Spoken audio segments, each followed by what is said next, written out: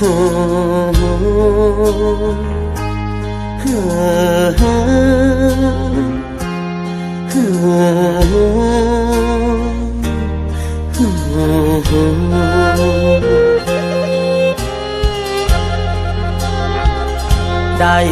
ข่าวบ่ดี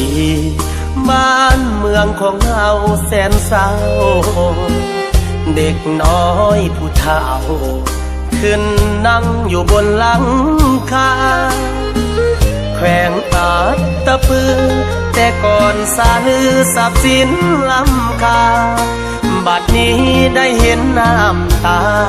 ของประสาหลายน้ำเป็นฟองมีหลายตัวเมืองประสบเหตุอยู่ใต้บาดาล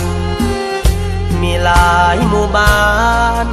เพื่อนสานสูญเสียเครื่องครอง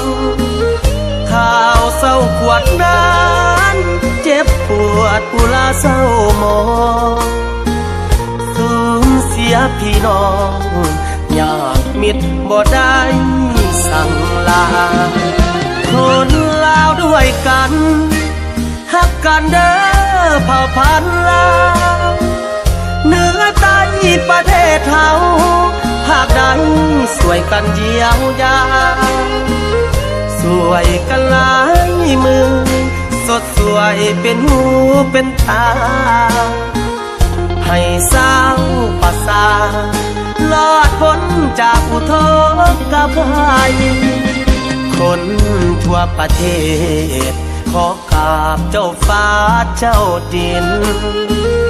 หากเจ้าได้ยิน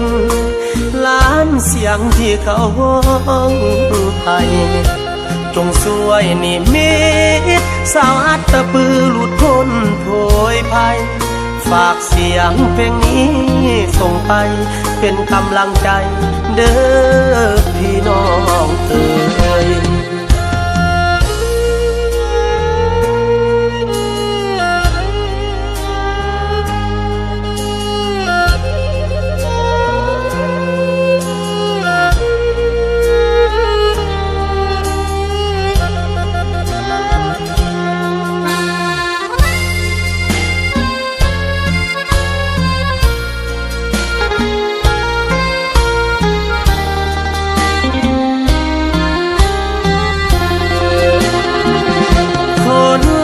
ด้วยกัน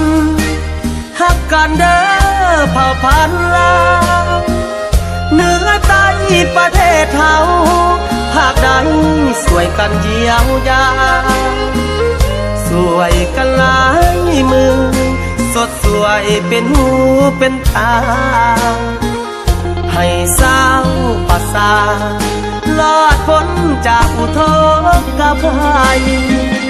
คนทั่วประเทศขอกราบเจ้าฟ้าเจ้าดิน